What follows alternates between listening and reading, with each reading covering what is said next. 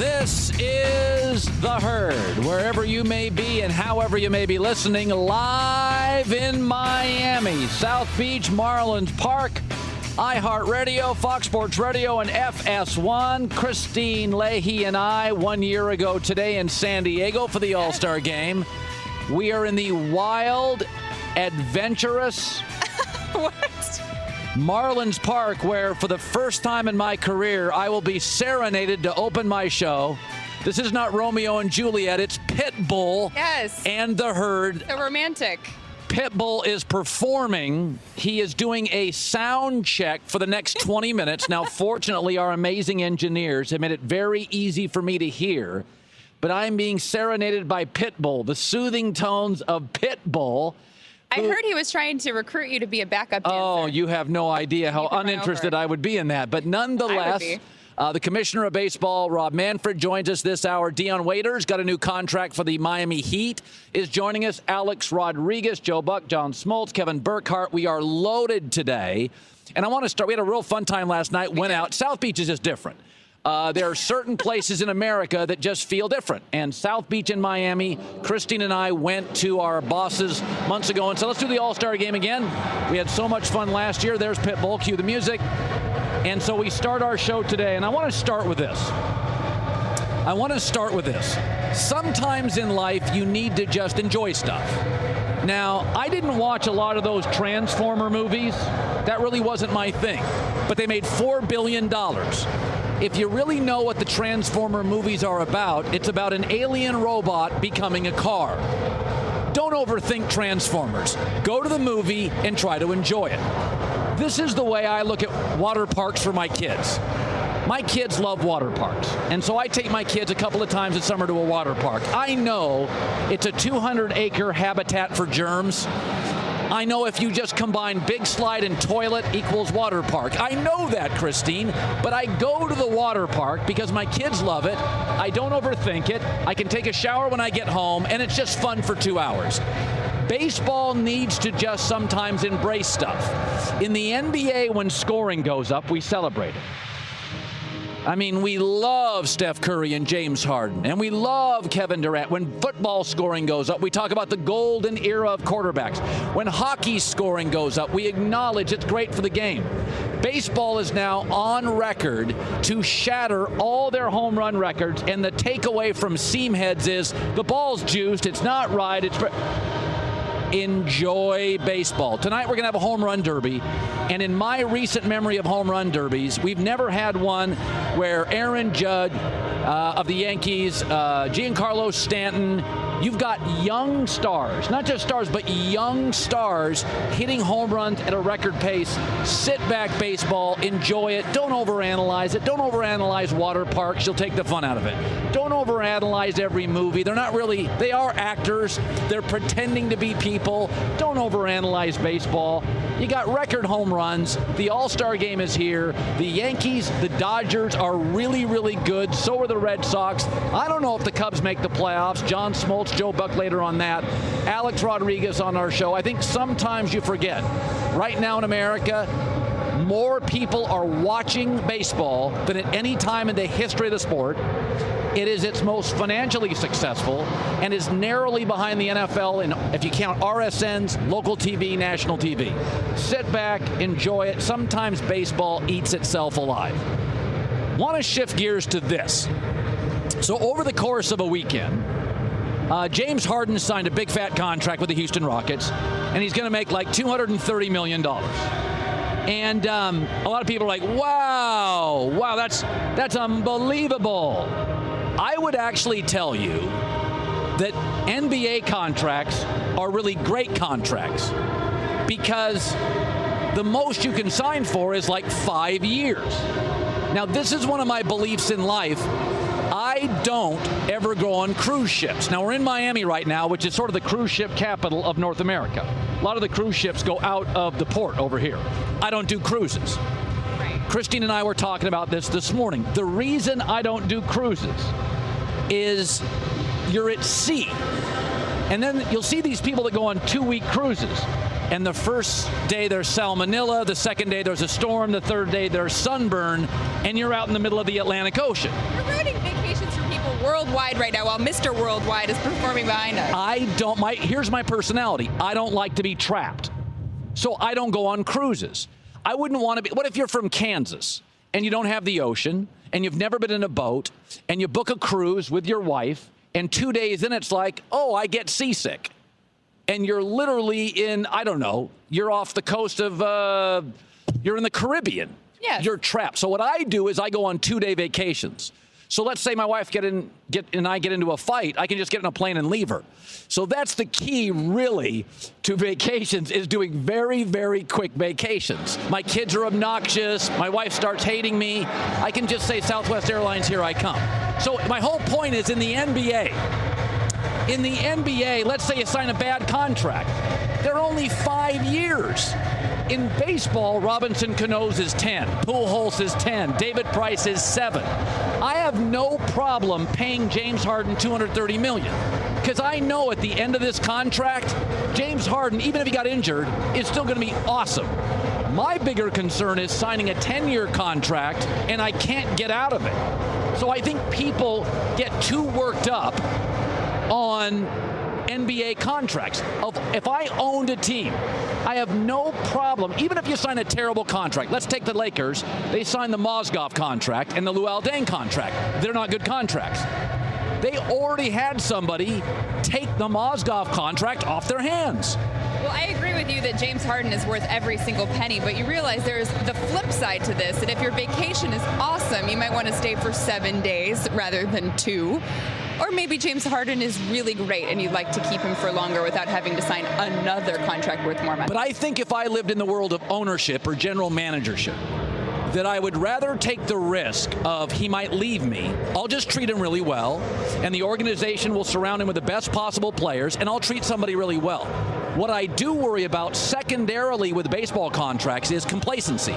That's why I've never thought I would be a good broadcaster with a 10-year contract. I'd get lazy. True. Is that the short of the contract, it forces me to go to work, grind, have to impress my bosses, have to be a good teammate. And so in the end, whenever I read an NBA contract, people just freak out. And my takeaway is, no, it's okay. You, as a fan, what you should root against is getting trapped. And if you have a 10-year contract, I mean, that Albert Pujols contract will now limit what the Angels can do in their bullpen or maybe get a great third baseman. That's scary as a fan. That's when fans lose. Fans don't lose. Even the Lakers right now feel good about their future, and they have that Luol Deng contract, which is a terrible contract. So you want to go on vacations with an opt-out clause, essentially? I think if I ever went on a cruise, Christine, I would want a helicopter opt-out 3 days in. Okay, I don't know what cruise line offers that, but I would recommend you stay away from cruises and take a longer vacation. Now, sometimes you need it. Can I ask this? Have you ever gone on a cruise? Yes, I hated it. Okay, but why? Why did I hate it? Yes. Because I was stuck on a boat. Okay, that's my point. But I don't go on cruises. But I also see that if I go on a 7-day vacation sometimes, it might be awesome and I want to stay longer. I don't want to bolt. By the way, if you want to stay longer, you just go to the hotel 4 days in and say, could I make it 9, not 7 days, and extend it. And generally they have space. So I guess my point today is first, enjoy life. Don't overanalyze things baseball. Home run record. Enjoy it. Put your arms around it. It's fun. We're here right now because the sport's having a little bit of a home run renaissance. We didn't have to come here. We wanted to come here. Secondarily, with the NBA and contracts, as a fan, just don't get trapped like the Angels are now. I think by and large, Portland's got some really bad deals, but by and large, you can wiggle yourself out of a bad NBA deal. It's 5 years. By the way, at the end of this next year, Luol Deng only has a couple of years for the Lakers, and there'll be teams that buy that contract because it's an expiring contract within 2 years. All right, I want to touch on a lot of things today. The baseball commissioner's on the other side as Pitbull. Yes. He's giving us everything tonight. How many shows in America right now can give you this sort of dialogue and Pitbull in the backdrop? That is good. Now, are you telling me, Colin, you don't want to just join them for 5 minutes? I like Pitbull. I think you'd fit in. I enjoy his music. I think he has what I would say, Pitbull's got the kind of music everybody can play along. I love Perky Jerky. What makes it so great are all the unique flavors. They have a new variety pack, home run. A lot of options. Listen, life gets boring fast. Try a different flavor. Every game, special offer, 40% off all multi-packs. The best tasting jerky on earth, guaranteed. So Danny Ainge, I've been told now for several years, is a basketball savant. He's got it all figured out. Isaiah Thomas, all 5'8.5", said over the weekend, the Celtics better bring the Brinks truck, said the 5'8.5" point guard who's a defensive liability. You're knocking a guy for being short. Not only will he be 29 next summer, Old. but questions remain about his ability to lead a team to a title due to limitations on the defensive end. So, of course, what Boston could really use with his contract coming up, they could really, really use a young point guard. Oh, wait. This year, there were half a dozen in the draft, and Boston didn't get Lonzo or De'Aaron Fox or Fultz. They traded away their pick for a very good wing player, Jason Tatum. You're making two arguments The here. problem is next year's draft, and they probably have the number 1 or 2 pick, has no point guards. And the best 7 players out of college or international next year are wings, which the Celtics have an abundance of. Now, it should be noted, genius Danny Ainge, his last 22 picks, he doesn't have an all-star, but he did, to his credit, draft Avery Bradley. Oh, wait. He's now out of town because you got Gordon Hayward. So, generally, this is the way it works with geniuses. Like, something has to land. Like Elon Musk does, like Tesla and rockets. I'm like, check, genius. And then Steve Jobs did the iPad and the iPhone and the iPod. And I'm like, check, check, check. He's a genius. Danny Ainge is down to, hey, Oh, my. Al Horford on a good night can really play. You do realize that on one hand, you're saying that you want them to act now and win now. Yes. And then on the other hand, you're saying you want them to draft a point guard. You really think, no matter how great this point guard is, that 1 year out of college is going to be the star and the difference to get things done now? No, but in Clearly 1 they didn't even year, think so. listen to the Isaiah Thomas contract. If he signed, now remember, Isaiah Thomas got drafted late. Okay, so Isaiah's a guy that really hasn't made what you call huge NBA money. There are some NBA guys, like Kevin Durant, who's made money. They'll take a little bit of a pay cut. Chris Bosh to Miami says, I want to win rings. Isaiah Thomas is now playing at an all-star level, but he is never, this is his big contract. He's not taking a pay cut. So if you sign him to the deal, you will be paying him in the last 4 years of the deal $34 million, $36, $38, and $41 million for a, and by the way, he'll be 35 and still 5'8.5" by the end of that contract. He could grow. So you're knocking Danny Ainge for something that hasn't even happened yet because one player tweets that he wants the brink trucks to come out. I just want to make sure I'm getting that straight. All I'm saying is that he's been given this Messiah label, and there's a limitation on how long, hey, we're second best in the East. You got to recalibrate your genius level. Oh. That's not much of a bragging point anymore. Like it was in the 70s, 80s, 90s. Like one of these draft picks, I don't think Jaylen Brown's ever going to be a star. He can dunk, can't shoot. Jason Tatum looks good, but it's summer league. I'm going to slow down. At some point, getting basically swept by the Cavs does not equal genius. That's all I'm saying. I just like a little more from my geniuses. Who's a genius then? Daryl Morey, have you seen the story today out of Houston? So he gets James Harden. People think he doesn't have cap room. He gets Chris Paul. According to a report today, I'm going to read you this. This is what a genius does. Okay. He did go to MIT. That's where the geniuses are bred. Mostly, yeah. Carmelo Anthony says he's confident he'll end up with the Rockets. Now, I don't love Carmelo, but in this team, at this point in the West, a 6'9" offensive wing, this would be Carmelo's last stand. I'd be okay with it. Nobody thought they had any wiggle room here. They're going to get Chris Paul, Carmelo Anthony. What? That's pretty good. That's what a genius does. A genius doesn't say, hey, We're second best in the East. You can't give that voice to Danny Ainge, but I never thought I would hear the day or see the day come when you would say a guy getting Carmelo Anthony makes him a genius. I don't know what the world's come to. I think Carmelo's just a little whipping cream on the cake of genius. It's just a little topping. Icing. It's a little You're liking icing. the icing. It's just I don't love Carmelo, but in Houston, I'm like, yeah, he'd make Durant work on the defensive end. I can live with Carmelo. All 3 hours of The Herd are always streaming on the Herd channel on the iHeartRadio app. A lot of people are, kind of poking fun at the NBA Summer League, but I'll say this. The NBA does one thing really, really well. They develop stars, and basketball's always had sort of a worshiping culture, and I think Lonzo Ball is going to be a remarkably big player in this league. I don't know if he's ever going to be Steph Curry, the player. I don't know if he could be, or Magic Johnson, but I think if he's a good player combined with the Lakers brand, he's going to be a real big star in this league. It's the same thing. Brett Favre was going to be really, really good anywhere. You put him with the Packers, he's a legend. Networks like to put the Packers on. It's the same with Tony Romo was a good quarterback. You put him on the Cowboys, we talk Tony Romo more than any quarterback the last 10 years who wasn't regularly in the playoffs. I mean, we talked Manning, we talked Brady, we talked Favre. And I swear to God, we talked Tony Romo the last 10 years I've been a national host. So when you can be good, Tony Romo was really good. I think Lonzo Ball is going to be really good. And you put him with a Michigan football, Kentucky basketball, Laker basketball, Dallas Cowboy, Green Bay Packer, you get an explosion.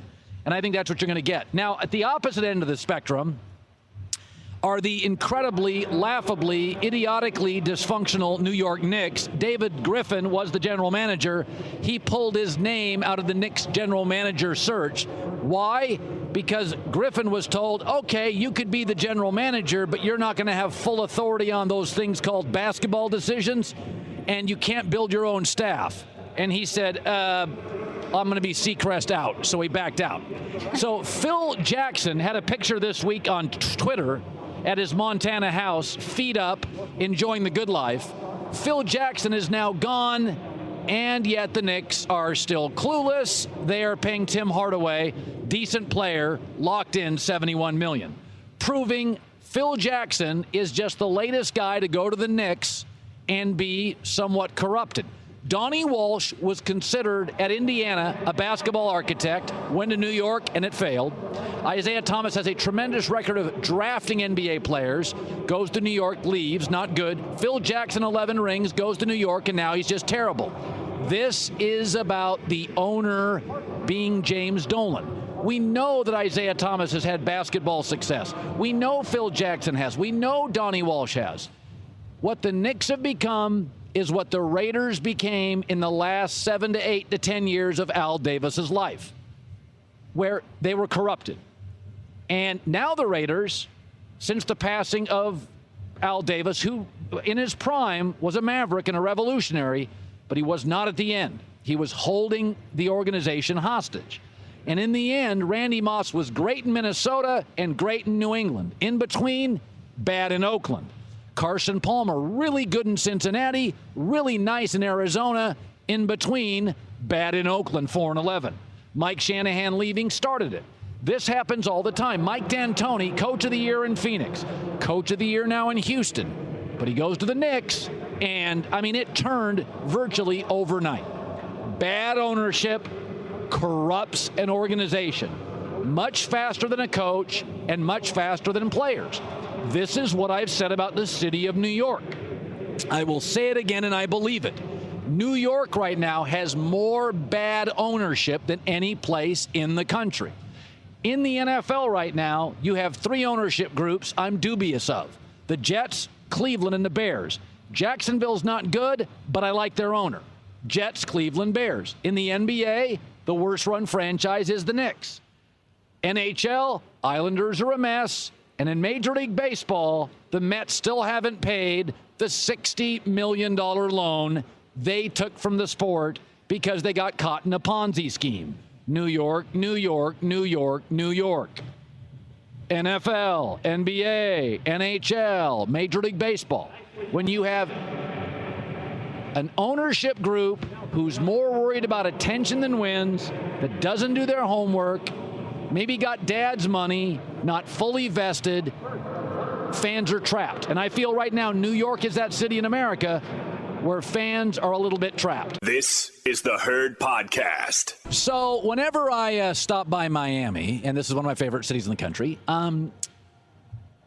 one of the things I think about is obviously the aqua beaches. One of the other things I always think about is the Miami Hurricanes, the U. And I have always really liked college football. I love the NFL, but I really like college football. And I was talking to a researcher at Fox Sports last night, and we were agreeing that we couldn't remember the last time that in college football, virtually every power program is going to be 10-plus wins. Michigan, Penn State, Ohio State, Alabama, USC, Clemson, Notre Dame, Oklahoma, Florida State, Washington, Auburn should all be 10-plus wins. And it generally doesn't work that way. You know, USC's got a new coach. Bama's been down. Oklahoma. It doesn't work that way. And we were trying to get Mark Richt, coach of Miami, on our set tomorrow, and I'm still crossing my fingers. Because the only team, I think, college football, and the only thing it'll miss this year is a great Miami team. And for a lot of you that are in your 20s, it's been a long time since Miami was great. They've lost 6 of their last 7 bowl games. It's been 14 years since Miami had double-digit wins. And it's been longer since Miami had that hurricane flavor of the U. When you watch college football, it always feels collegiate. It's small town. It's often rural. That USC, and specifically Miami, have always felt like somewhere between college and the pros. And I really believe what I'm about to say. In the history of college football, the greatest teams ever were the Miami Hurricanes at their best. Alabama may win more national titles, but Alabama's never had world-class NFL-level quarterbacks. The SEC last couple of years hasn't provided a great deal of an obstacle, except Ole Miss, and they were cheating. Alabama players don't go to the NFL and dominate the NFL the way the Miami Hurricanes players did. And college football misses Miami. There was a vibe and a swagger and a uniqueness to Miami, and I always think about the Hurricanes when I'm here. In fact, I would argue there has never been in American sports and never will be a fan base like the Miami Hurricanes. Now, we all know there's a lot of bandwagon Cowboy fans that the Cowboys get good and all of a sudden their fan base expands by like 30, 40, 50%. We all know with Notre Dame or the Yankees, they've got a lot of fans, but when they get really good, their fan base expands by 30, 40, 50%. Oh, it's different with the Miami Hurricanes. Literally, when they're good, their fan base expands by 99%.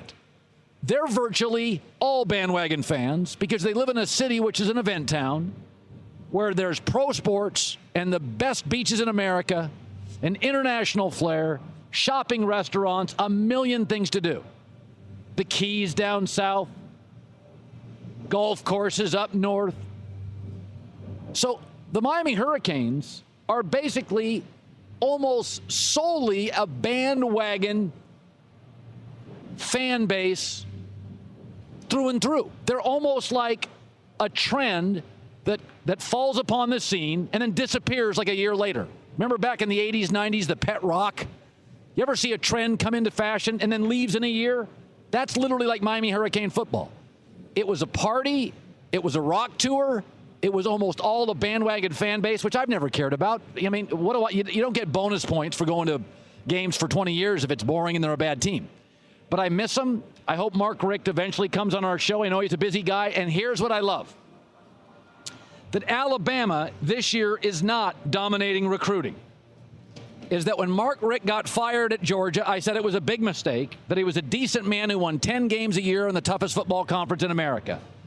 Do you know where Miami right now, with 19 recruits already verbally committed, stands in recruiting?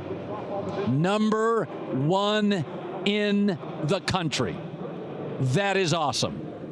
Nothing against Bama, nothing against Oklahoma, nothing against the Big Ten. There's a lot of duplication in college football. There is nothing that looks like, feels like, lives and breathes like the Miami Hurricanes. They're somewhere between college and pro football, and man, I want them back. And whenever I come to Miami, outside of the aqua water and the beaches, it's the second thing I think of.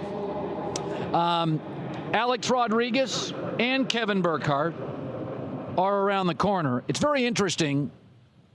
Alex grew up. This used to be, I think, the stadium area we're in now. Wasn't this the old, like, Miami Hurricanes played in this or something years ago, John? The Orange Bowl, right?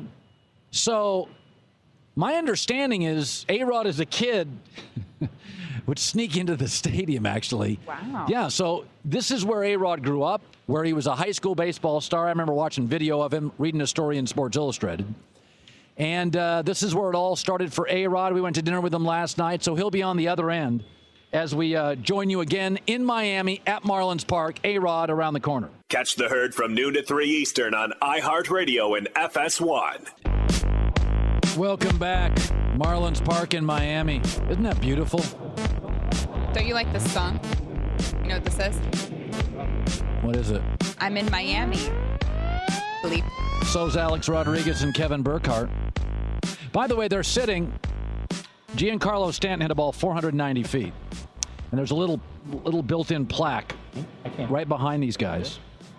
And from home plate, it's about a $20 Uber ride to get to that home run ball. And so it's amazing. Right next to the wall, the guy, he almost hit it out of the stadium. So Alex Rodriguez and Kevin Burkhardt are joining us. But here's the thing. You hang out with A-Rod, so Yes. you know what a sports junkie he is. He is college football guy, NFL guy. You've been like this since the first time I met you. Yeah. Why didn't you play football? Well, I always wanted to play football. I played in high school. I was a quarterback. But, I mean, when I started talking to my mother and my brother and my sister, they started kind of pushing me more towards baseball. And there's nothing like game day in football. But for me, baseball, being a Miami kid, having Dominican blood, baseball was a natural for me. So can I share something about Sure. that? So I'll give you a little something. So we do our baseball show, the Whip Around, weeknights, and Alex is obviously a part of that, but not all the time. So there was a week where you came in, you did a couple shows, but I think Friday you were off, but we were still doing the show. So Alex just comes in to watch the games with us. Like, what are you doing here? He's like, you're not on the show. I just want to come watch the games. That's what he did. A life. That's who. But he loves baseball. Friday night, I go see KB when I'm not working. That's pretty sad. So, but you were a kid sneaking into games here when you were a kid. Yeah. And were you a Hurricanes fan? I imagine a huge Hurricanes fan. I was an enormous Hurricane fan and a huge Jimmy Johnson fan. And they built a dynasty here. And they did it by drafting all these young, talented individuals. And I used to take Colin 3 buses and a train to get to the Orange Bowl. They had the 1 o'clock games here. And then I would sneak over. The ushers were a little bit older and a little bit slower. And I would just jump over. And I got to watch free football because I couldn't afford the ticket. Why can't the Marlins do the same? Well, I think it's interesting. If you look at the Marlins, right, if you were to build out a business plan around it, I think you have to be very specific because although Miami's in the United States, is a very complicated market. And what worked so well for us with Miami and Jimmy Johnson was that he strictly drafted Florida kids. And he didn't really leave call it a 400-mile radius. And he had enormous success. I think the same is true for the Marlins. If you think about drafting players that are from Florida, from Miami, from Tampa, I've been playing high leverage games under the lights at the Boys and Girls Club in front of hundreds of people since I was 9 years old. So that's important. The other thing is, if you think about free agency, you're not going to get a discount from a California kid like a Stanton. You're not going to get a discount from a kid from Seattle because he's going to think Miami's probably more of a detriment than an asset. But if you think about Eric Hosmer and Manny Machado, you may be able to get Manny Machado and say, hey, I'm going to pay you not $200 like Baltimore, but I'll pay you $160 to come to Miami. With 7 years, the tax breaks that you'll take, is it worth it to come to Miami for that discount? And I think in a lot of cases, the answer will be yes. Listen, we know that Theo, Kevin, what they did with the Cubs. The Cubs this year, there's great debate in baseball that the Cubs were amazing last year, but they don't have the leadoff guy. They are struggling on the mound. Is it possible the Cubs were a good team with good personnel that got absurdly hot, and the Cubs story is going to go back to being average. Is that possible? I think it's definitely possible, don't you? I mean, when we looked at it last year, because it was story, because they were so great, and they had some moments of adversity in the playoffs, but they responded. But you got to remember, during the regular season, they dominated, and all these young guys were thinking, hey, this is set up to be a 10-year thing. But sometimes it's hard. You lose a piece or two, like they did. Big guys in the clubhouse too, and that's hard to recover from, right? It really is, and what people don't understand, I talked about it in spring training when we did our preseason schedule. The hangover effect, it's unbelievable. It is real and it's tangible. What do I mean by that? You're playing for Chicago Cubs. You haven't won in 108 years. Your emails, your texts, they're blowing up around the clock 24/7. There's opportunity everywhere to make money, to do commercials, to do appearances. We call it the banquet tour. It's hard to focus on the next season when you're doing so many things to celebrate the prior year. A-Rod, you're iconic in America. Do you ever... Part of the reason that you still maintain such a life here is that you can hide a little in Miami. Because if you go, when you were in New York, good Lord, you're in the tabloids every day. It's fun when you're in your 30s.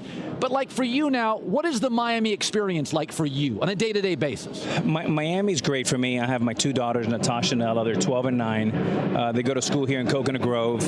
And Miami's a place for me that I'm indebted to because it's where I learned how to play baseball at the Boys and Girls Club.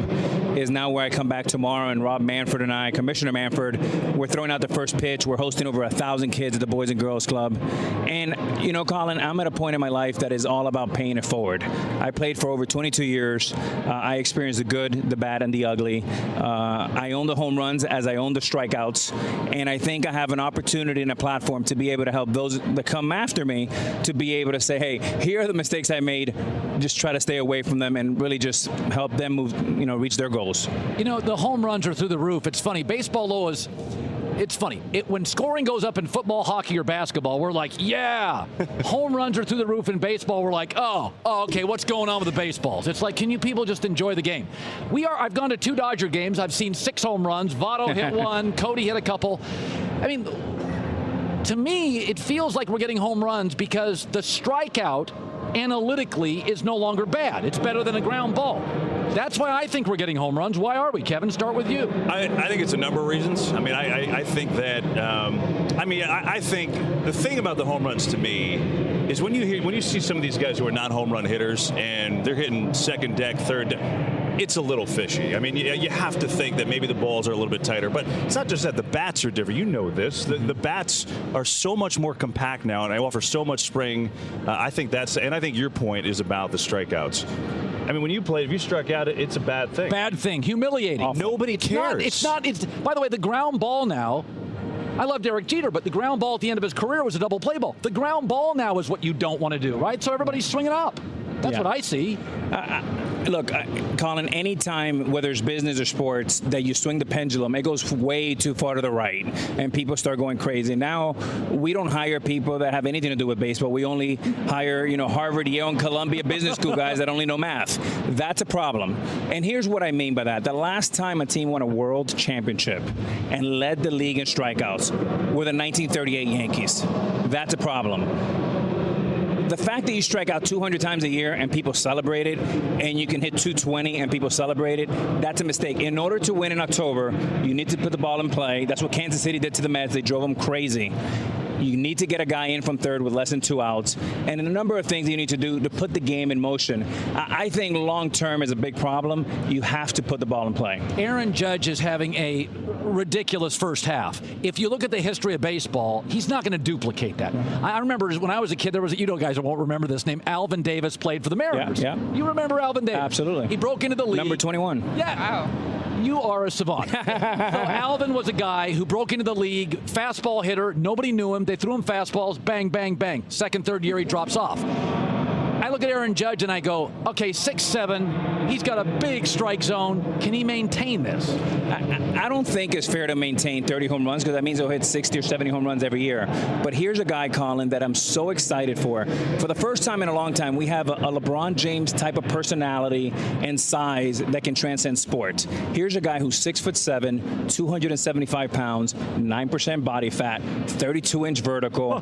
The guy bench presses 400 pounds, squats 500 pounds, and he's an amazing figure. I mean, and for the next generation to say, well, there's a guy that could be a tight end and an all-pro, and he chose baseball. Why can't I? And hopefully the kids are taking notes of Aaron Judge. You know what's crazy about him? He was living in Times Square.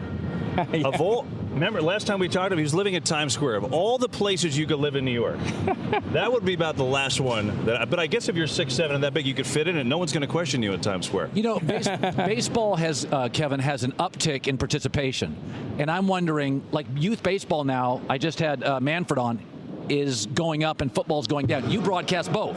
Yep. Do you sense when you're out in America that there is some NFL football fear and there is a rejuvenation of what's perceived as a safer sport, baseball? I don't think that currently there's a fear for the NFL, but I know for a fact that there's a fear at the younger levels. I just from people that I talk to, that I deal with, whether it's with teams or just friends, they aren't letting their kids play football. You know, they're letting their kids play flag, but they aren't letting their kids play tackle football. Whether that comes to fruition where it actually hurts the league, I don't know, 5 years, 10 years down the road, maybe. But I think there is absolutely a feel that there's going to be a choice. Let the kid play baseball year-round. I don't think there's any question about it. Alex, what kind of quarterback were you? Little Russell Wilson? If you asked me, it was a long time ago and you didn't watch me, I'll say I was pretty good. Were you? Yeah, it's funny. My senior year, the three top quarterbacks were Danny Cannell, Brian Griese, and I was third or second, somewhere in there. And they went on to have pretty good, careers at Michigan and Florida State, and of course played in the NFL. I do want to address what Kevin just talked about as far as kind of. When I was a 9-year-old boy, we were the #1 domestic sport, right, in America. Right. And somewhere along the lines, we kind of lost the grip to that. But I do think for the first time, we have an opening. And I'm really excited about that. Like Kevin, I have 2 girls, not 2 boys. I would have a really hard time letting my boy play football, so I would let him play baseball. The other thing about, and this is not a knock on football, but football is a very unique sport. You got to play basketball early, and you got to play baseball and golf early. You got to figure out how to hit. You got to take a lot of ground balls. Football's a weird sport where you can join. Like there's a bunch of guys who like in the NFL that didn't play until they were juniors and there's seniors. more and more of that. A lot, and that's more where I think football should go. Is listen, we're not going to tackle till about 15 years old. Brain's developing. We'll get out of that space. All right, Alex Rodriguez and Kevin Burkhardt. Who's going to win the home run derby? 30 seconds. Who's winning tonight? I'm going to go a little wild card. Mike Moustakas picking the Moose. Oh, I love it. Going Moose. Wild card. I'm going to go big. I'm a Yankees. I'm going to go with Aaron Judge. It'll be a great story for baseball. Aren't you doing something kind of cool in the outfield? We can't tell that. No, we can. We'll keep that a secret. 9 seconds left. Fine, we'll keep it a secret. We're running It's out of supposed time. to be Saved good. by the It's not bell. a secret. I'm not breaking rules. Thanks, guys. It's The Herd. Thank you, guys. This is the Herd Podcast. Has anybody noticed the NBA offseason? I was thinking about this morning. Mm-hmm. It's been just like the regular season. So in the NBA regular season, we had 2 teams, Golden State and Cleveland, that pretty much had sort of definitively pulled away from their conference. And even though neither team did, Cleveland or Golden State did this much this offseason, they're still definitively the top 2 teams. During the regular season, we spent a lot of time talking about stars. One of them was in Oklahoma City, Russell Westbrook. The other was in Houston, James Harden. This offseason, last couple of weeks, we've spent a lot of time talking about Oklahoma City. The star is now Paul George, and Houston, the star is now Chris Paul. Boston is making moves, but still hasn't made the move we really want him to make. Minnesota is still that, quote, talented team on the rise. The Lakers, just like the regular season, are pinning their hopes on Lonzo Ball. The Sixers' top draft picks are not playing. The pieces have moved. The stories haven't. In the West, the top and the bottom still look the same. And in the East, the top and the bottom largely look the same. There has been movement, but we're talking about the same 5 to 6 teams we were 5 or 6 months ago. I'm okay with it, but I thought it was kind of ironic. The other thing over the weekend, James Harden signed a massive contract, $228 million. Some NFL players came out publicly and said this is outrageous, we should be paid more. If you want to know who should be outraged, it's LeBron James, because now guys are making as much or more than LeBron James. Isaiah Thomas could sign a contract in the next year that pays him significantly more than LeBron James. But you have to realize when it comes to contracts, it's all about timing.